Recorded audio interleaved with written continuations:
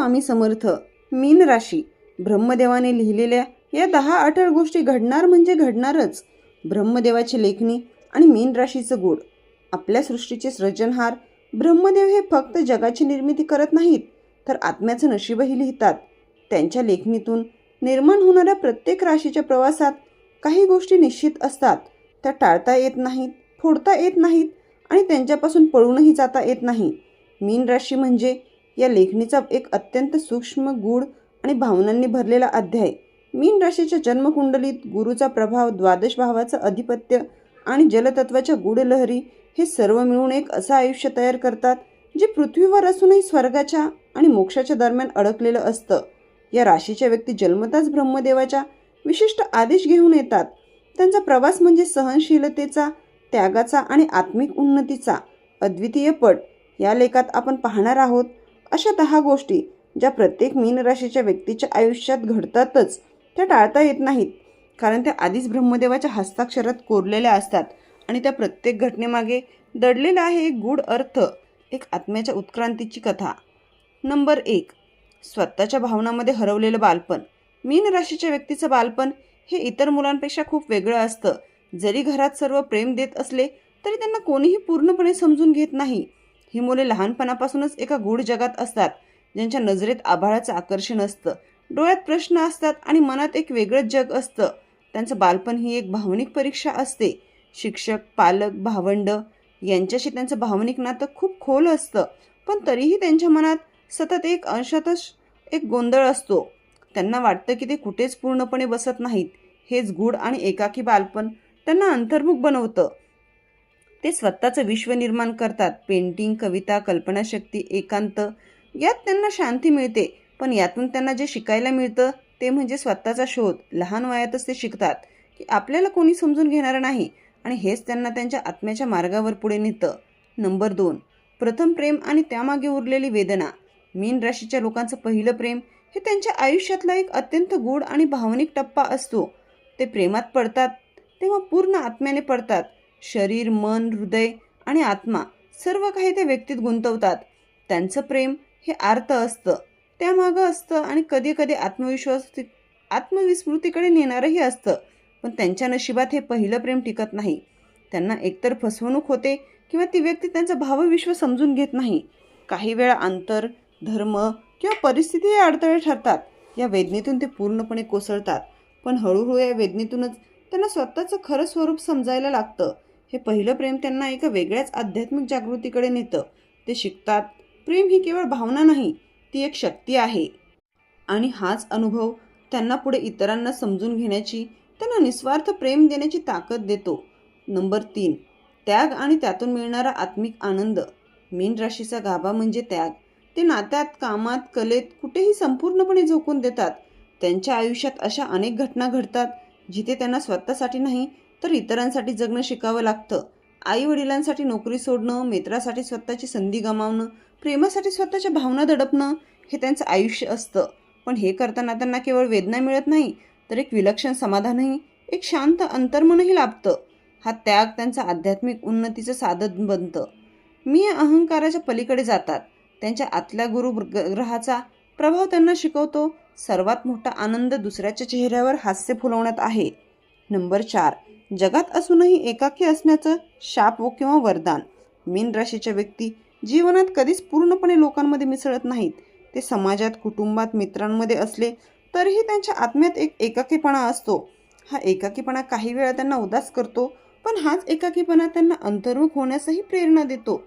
त्यांनी या स्थितीतून ध्यान, साधना, लेखन, चिंतन, संगीत यासारख्या मार्गांनी स्वतःचं एक स्वतंत्र विश्व निर्माण केलं आहे. हेच त्यांचं वरदान बनतं. ते एकटे असतात पण कधीही रिकामी नसतात. ते स्वतःशी संवाद साधतात, ब्रह्माशी नातं जोडतात आणि हळूहळू इतरांचा आधार नसतानाही तेजस्वी बनतात. नंबर 5. स्वतःच्या जगाची निर्मिती. कला, साहित्य, अध्यात्म. मीन राशीच्या व्यक्ती जन्मताच कलात्मक असतात. त्यांचं मन म्हणजे एक अमर्याद कल्पनाशक्तीचं आकाश. ते चित्र काढतात, कविता लिहितात, संगीतात हरवतात किंवा आध्यात्मिक साहित्यात रममान होतात. ते आपल्या भावनांना सर्जनशीलतेच्या माध्यमातून व्यक्त करतात. त्यांच्या आयुष्यात एखाद्या वळणावर अशी कला निर्माण होते की ती इतरांना प्रेरणा देणारी असते. त्यांच्या लेखातून, त्यांच्या संगीतातून लोकांना शांती, प्रेम आणि उन्नती मिळते. त्यांचं स्वतःचं जग हे बाह्य जगापेक्षा खूप वेगळं असतं. ते स्वप्न आणि सत्याच्या सीमेरेषेवर वसलेले असतात आणि हेच त्यांना इतर राशीपेक्षा अधिक आध्यात्मिक बनवतं. नंबर 6. सतत स्वप्नात जगणं आणि त्यातून धक्का बसणं. मीन राशीचे लोक वास्तवात स्वप्नात अधिक जगतात. त्यांना वाटतं की प्रत्येक गोष्ट सुंदर, प्रेमळ आणि योग्य असेल, पण आयुष्य तसं नसतं. त्यामुळे त्यांच्या स्वप्नाची गुंफण एकदा अचानक तुटते आणि ते एखाद्या व्यक्तीकडून अपार अपेक्षा करतात, पण ती व्यक्ती त्यांना सोडून जाते. ते एखाद्या करिअरमध्ये मन लावतात, पण ते टिकत नाही. हे धक्के त्यांना दुखवतात, पण हळूहळू त्यांना वास्तव स्वीकारायलाही शिकवतात. त्यांची शिकवण अशी असते: स्वप्न पहा, पण त्यांच्या आधारावर आयुष्य उभं करू नका. आणि या प्रक्रियेतून ते अधिक मजबूत आणि जागृत आणि अधिक वास्तववादी बनतात. नंबर 7. पूर्ण तुटणे आणि पुन्हा स्वतःला शोधणं. मीन राशीच्या जीवनात एक काळ असा येतो जेव्हा ते पूर्णपणे कोसळतात, आर्थिकदृष्ट्या, भावनिकदृष्ट्या किंवा शारीरिकदृष्ट्या. पण हे तुटणं त्यांच्या पुनर्जन्मासाठी आवश्यक असतं. ते काही काळ एकदम हरवलेले वाटतात, जगापासून दूर, अपयशाने ग्रासलेले, पण नंतर त्यांच्यातून एक नवं तेज प्रकट होतं. ते आपल्या तुटलेपणापासून आत्मशक्ती शोधतात. हा टप्पा त्यांच्या जीवनात तपश्चर्या असतो, जणू ब्रह्मदेव त्यांना परत आकार देत असतो. या फिनिक्स पक्षासारख्या प्रवासातून ते पुन्हा उभे राहतात, अधिक शहाणे, अधिक शांत आणि अधिक तेजस्वी. नंबर 8. संसारात असूनही मोक्षाच्या वाटेवर. मीन राशीच्या व्यक्ती संसारात राहतात, विवाह, कुटुंब, जबाबदाऱ्या सगळं करतात, पण त्यांचे पाय कुठेतरी अध्यात्माच्या वाटेवर असतात. त्यांना संसारातही मोक्षाचा गंध लागलेला असतो. ते जबाबदाऱ्या पार पाडतात, अंतर्मयी सतत देवाचा, गुरुचा, आत्म्याचा शोध घेत असतात. त्यांना भौतिक गोष्टीचा लोभ फारसा लागत नाही. त्यांचं ध्येय असतं मुक्त होणं. त्यांच्या ध्यानधारणेमध्ये, सेवावृत्तीत, संयमात, हे सर्व त्यांना अंतिम सोडवणूक म्हणजे मोक्ष याच्या जवळ नेतात. नंबर 9. देणं आणि शेवटी स्वतःला विसरणं. मीन राशीचा संपूर्ण प्रवास देणं या भोवतीच फिरतो. ते प्रेम देतात, वेळ देतात, समजून घेणं देतात आणि अखेरीस स्वतःलाच देतात. अनेक वेळा ते स्वतःला एवढं झोकून देतात की स्वतःचं अस्तित्वच हरवून बसतात.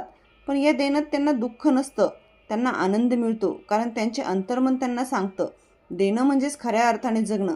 पण अखेरीस त्यांना हेही शिकावं लागतं की स्वतःलाही जपणं गरजेचं आहे, आणि ही समज त्यांना सांत्वनाच्या उंबरठ्यावर पोहोचवते. शेवटी मृत्यू नाही तर स्मरण, आत्म्याची अमरता. मीन राशीच्या व्यक्तीच्या मृत्यूनंतरही त्यांच्या आठवणीत, त्यांचं प्रेम, त्यांच्या कलाकृती, त्यांची सेवा हे सगळं जगात शिल्लक राहतं. त्यांचा मृत्यू हा एक आध्यात्मिक संक्रमण असतो. ते केवळ देह सोडतात, आत्मा अमर होतो. त्यांचं जीवन म्हणजे एक भक्तिगाथा असते.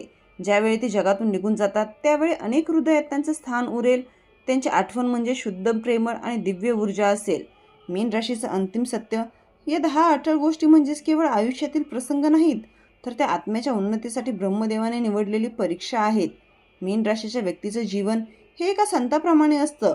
त्यांनी किती सहन केलं, किती गमावलं हे कुणालाही समजत नाही, पण त्यांनी जगाला जे दिलं ते दैवी असतं. या लेखाचा अंतिम सार असं: मीन राशीचे जीवन त्रासदायक असलं तरी ते व्यर्थ नसतं. त्यांचा प्रत्येक क्षण वेदना, प्रेम, त्याग, तुटणे हे सर्व एका दिव्य नियतीच्या एकनित आधीच लिहिलेलं असतं. आणि म्हणूनच या 10 गोष्टी घडणार म्हणजे घडणारच, कारण ते ब्रह्मदेवाने स्वतः लिहिलेल्या असतात. जर मित्रांनो व्हिडिओ आवडला असेल तर व्हिडिओला लाईक करा, चॅनलला सबस्क्राईब करा आणि कमेंट बॉक्समध्ये श्री स्वामी समर्थ लिहा. श्री स्वामी समर्थ.